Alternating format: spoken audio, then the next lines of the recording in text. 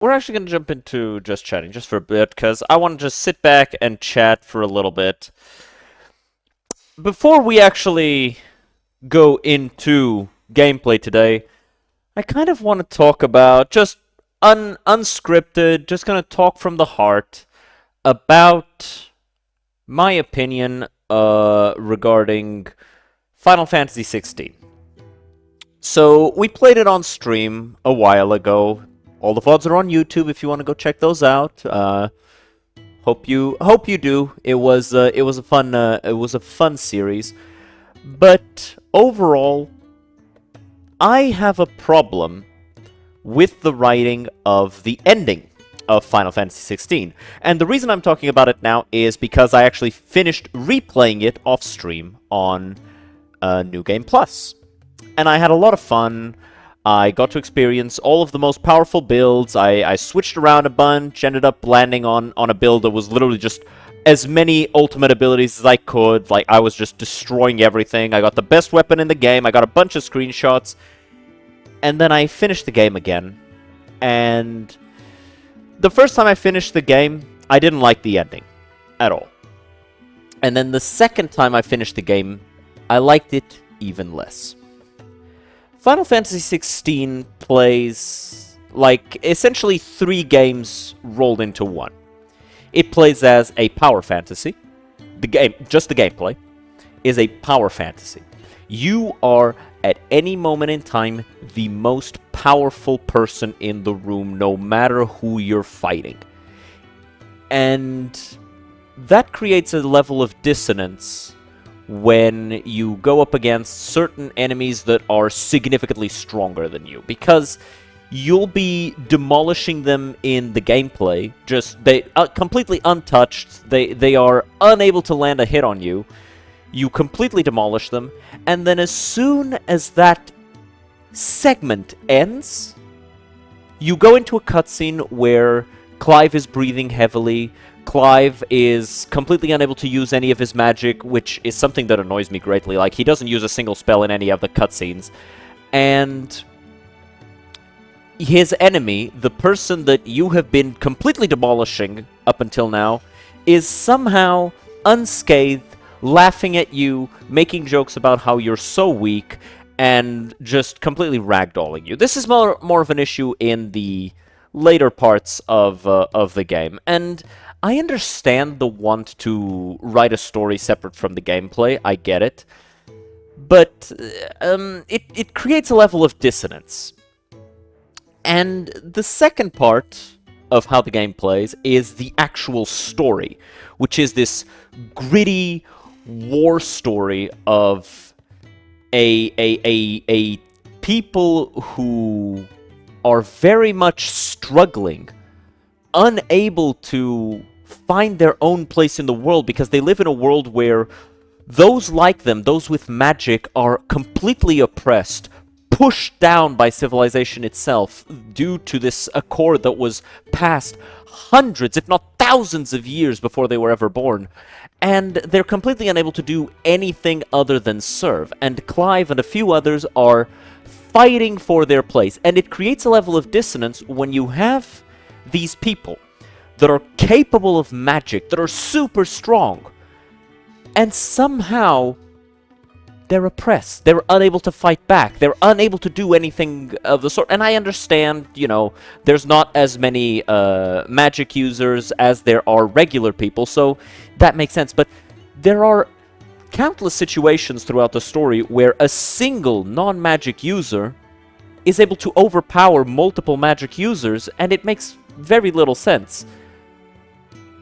Regardless, this is the second part of the game. And then the third part is this tragic story about fighting against your own fate. And that's less so the immediate story and less so the gameplay. It's more so the underlying theme. And unfortunately, when you reach the end of the game, the power fantasy has kind of faded away over these fights where the main character is completely overpowered, and The political side of things has also kind of faded away due to an an outright apocalyptic event that has taken place that has kind of caused all societal norms and civilizational structures to kind of fall apart. And you're just left with the idea of breaking away from fate. And when you finish the game ends with Clive having defeated this godlike entity, Ultima, who created everything and put everybody in the situation that they're in. And Clive looks up at the sky. He tries to, create a little brand of fire in his hand to give himself some light. And the brand flickers out, and his hand turns to stone and falls. And then he looks up at the sky, at the moon, and a bright red star, which throughout the game it's very much tied to Clive. Every time we get a shot of that star, it's with Clive next to it, or it's in relation to Clive, or it's someone looking at it and thinking of Clive. And so he looks up at this star, and then it passes over to Jill, and Jill looks at this star, and the star fades out, and she breaks down in tears, understanding that Clive has passed away, and she runs off to go grieve on her own, and everybody's sad, everybody's in tears, even though there's a child being born. It's very symbolic of the heroes of today passing away to give rise to tomorrow's generation.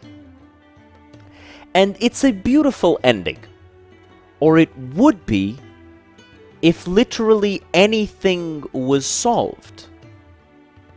The ending of Final Fantasy XVI is, in my opinion, extremely unsatisfactory because it solves nothing. The protagonist is dead. All of his friends are either dead or ousted from civilization, left with no tools to defend themselves when eventually the scions of civilization come after them for being the ones who, according to everybody else, caused the current apocalyptic event, because they believe that it's due to some of the actions that they took throughout. Regardless, even if this doesn't happen, they are still left without any means of rejoining civilization because they are outlaws. And at the end of the story, it's revealed that Clive's actions ended magic, and everyone kind of just moved on with their lives in a world devoid of magic. And I think that it can be taken as the idea of, eventually everything ends, everything has to move on, and all of that. And I can understand that 100%. I can see where the story was trying to go with that theme. However, I don't think Final Fantasy XVI was the correct game to do that.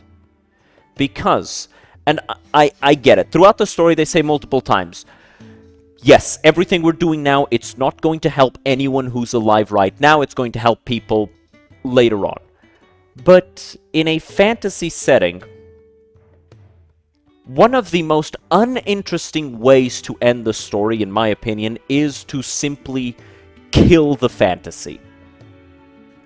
And that's what Final Fantasy XVI does. Rather than releasing the world, cleansing it of the problem that it had, namely the Blight and Ultima, this parasite, it instead chose to state that all magic was in fact coming from this one being. The Blight was caused by this one being using magic and giving everybody else magic. And so, as this creature, Ultima, dies, no more magic. The Blight has stopped because there's no more magic to cause the Blight. And there's no more bearers because there's no more magic. And so, those people who still bear that brand are still going to be prosecuted, likely genocided because of the current situation happening. There won't be any more ether floods, so, people won't turn into these, super powerful monster creatures that just want to destroy everything. And there's no more blight, so people are able to, you know, rebuild and recover and eventually move on from this almost Stone Age-esque comprehension of technology, where literally all of their technology was born from overuse of crystal magic. And it feels like, after playing the game twice now, the ending got worse for me.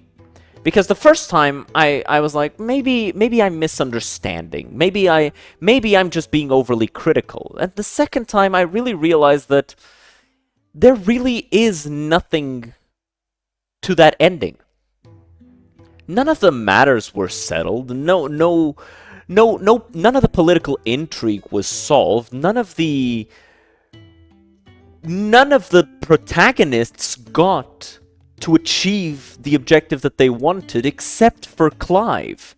They didn't create a world where bearers and non-bearers could live together. They didn't create a world where, you know, they destroyed this sense of inequality. They didn't save people from the blight. They really just... They destroyed Ultima.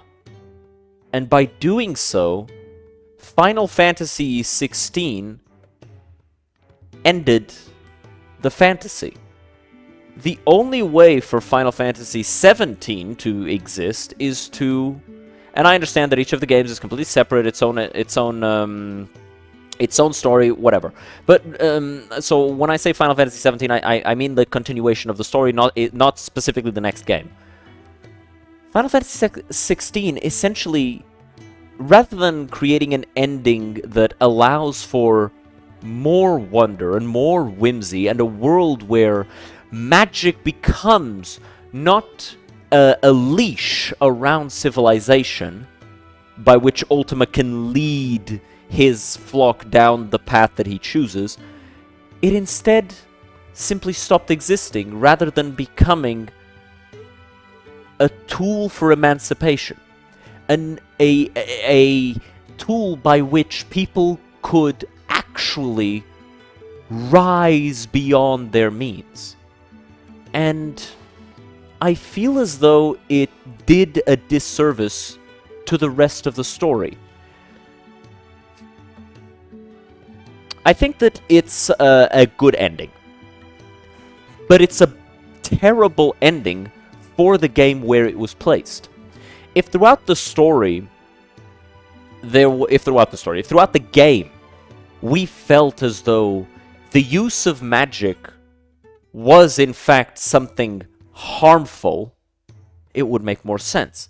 However, it's not necessarily the use of magic that is harmful, it's the crystal's curse. The fact that as you use magic, you turn to stone. The fact that as you use magic, you create the blight. And I think that if we're talking high fantasy, especially a high fantasy, power fantasy, I think the correct course of action for a satisfying ending would be for Ultima to be the cause of not magic, but the cause of the curse of the blight and, you know, bearers turning to stone. The crystals being, or the mother crystals, being almost sort of a parasitic construct that Ultima is using to drain magic from the world for himself, for his own utopia that he wants to build. It wants to build, they want to build. It doesn't really matter. And I think that at the end of the day, this is just me, like, griping about an amazing game that I thoroughly enjoyed.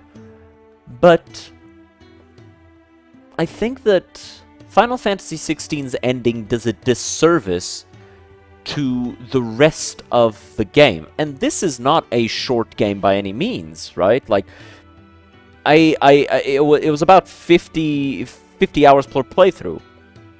Probably closer to 60. So, considering I skipped almost every single cutscene in my second playthrough, I probably would say that the game is like 60 to 80 hours long, depending on how much you do and how much you struggle, right? And then the second time around, much, much less time spent, because, you know, I was just skipping every cutscene just to get through the game, to get to the ending. I really do believe that it's a shame. It's a shame to try to go for a grim-dark... Not a grim-dark, but like a bittersweet ending, but then forget to add the sweet. Because if Clive had died, but in dying, he had released the icons, and the icons become these creatures that are, you know, very magical and very powerful, and the bearers become free of the crystal's curse. You see all of these bearers who are bedridden because they've turned to... they're like 90% stone, and within seconds they all stop being stone, and they all get up, and they're in amazement. They're amazed how they are free, and because they are now free to use their magic, they're able to use their magic to help people against the Akashic hordes, the hordes of people who have been flooded with magic, and they lose control of themselves, and they become monsters, and they start attacking everything. And so the bearers, this minority of people, they're able to use their powers to save others, and so they're able to begin to win back people's trust, because, you know, yes, bearers are slaves now, but it's clarified that before the Accord was passed, they were the leading class, and they treated everybody else as, you know, almost as if beneath them and unworthy of existence. And so it kind of could show this ending of the cycle of aggression between people with magic and people without magic. And we could see all of the inventions of Mid, who is this inventor girl that you know, you show her, you help her create a bunch of things, and she even is working on like an airship of sorts, and you could see all of these inventions becoming widespread as everyone without magic begins to realize, well, we can't just abuse bearers anymore, and we don't have crystals, so we need to rely on non-magical means. And the transformation of Final Fantasy XVI's world from a world where magic is a leash, a collar, a prison, and it becomes just a part of the world that exists, and it adds wonder rather than take away. And I think I'm rambling here, but I also don't think that I'm failing to make my points. I do believe that the ending, without any other changes to the game, just the ending being rewritten, Final Fantasy XVI, in my mind, could go from an 8 out of 10 to like a 9 or even a 10 out of 10 game. Because when it comes to a Power Fantasy game, if this was a hard, gritty, almost Fear and Hunger-esque game, if it was turn-based and you were struggling through each fight, you had to be really tactical about everything, and you never felt as though the game was like going out of its way to empower you and make you feel like you're damn near indestructible during fights, the ending would fit. But because the entire vibe of the game is up here in terms of just how great you are as the player. It's like, oh my god, so cool, awesome soundtrack, fucking rising crowds. The final fight is just this heroic fist fight between you and literally God, and you're winning, and God is like, oh my god, how are you beating me? And you're like, because I believe in myself, and my friends believe in me, and you can't stand against us because you don't have any friends. And you strike him down, and then everything becomes ash in your mouth. It's really bad because of the theme of the game up until that point. Or not necessarily the theme, because it fits the theme, but it doesn't fit the gameplay and the vibe of the actual gameplay. Right? It's not ludonarrative dissonance in the sense of something like, you know, I think it's GTA San Andreas, where your character goes there to avoid violence, and then the actual gameplay is literally just you sowing chaos in the city.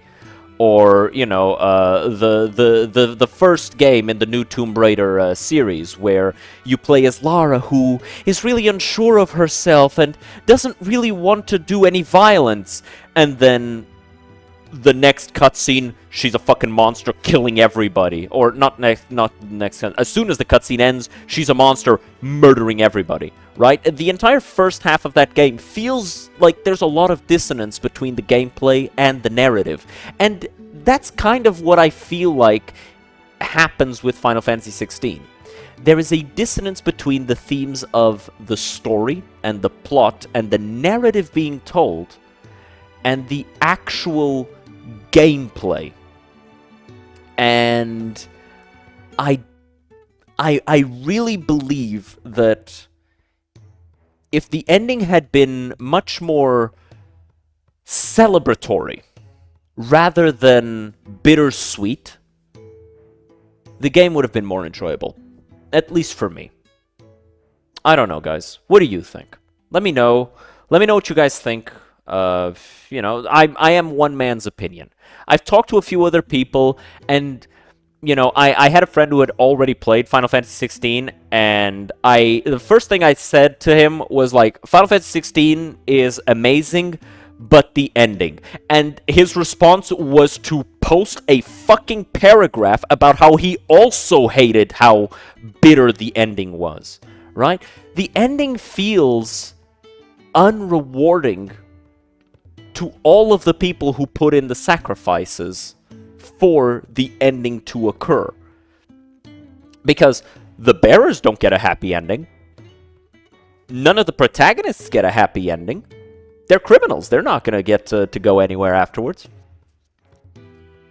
Most of the people living don't get a happy ending. And in fact, it's revealed in the post-credits scene that none of the stories are remembered as fact.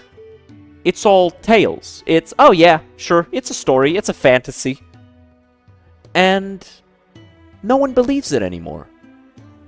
None of the sacrifices are honored. None of the struggles are remembered. Nothing matters a couple generations down the line. And while yes, maybe the world is better off, but at the end of the day, you struggle the whole game to create a better world, a world where bearers don't have to suffer every day of their lives. And then the end scene is very much completely disregards that struggle. And it's like I said, the most likely scenario is that magic is gone, the blight is gone, the ether floods are gone, so all of the crisis is over. The plans that you initially made to like bring all of the civilizations together to make the world a better place probably fell apart instantly because they were no longer required. And so politicians were able to would immediately be able to just reestablish control and go back to the way things were.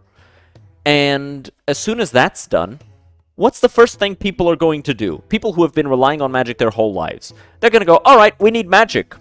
Well, we don't have crystals anymore. What we do have is bearers. Let's go get the bearers. They're not doing magic. Kill them all. Instantaneously, that's going to be what happens. And then they're going to go, all right, who destroyed all the crystals? It was these guys. Kill them all. And that's what's going to happen. The logical conclusion of the story of Final Fantasy XVI is that the bearers were most likely genocided because they no longer have magic, so they're no longer useful, and everyone still hates them because it's been generations of convincing everybody that bearers are basically monsters. Then after that, they're going to go torches and pitchforks on the outlaws that destroy the Mother Crystal. So either those people live in hiding the rest of their lives, or eventually they are going to be killed. And I guess eventually civilization just resumes as it was before, except without magic. it's an ending that after all of that pain, all that suffering, all that sacrifice, nothing changes. Except there's no more magic.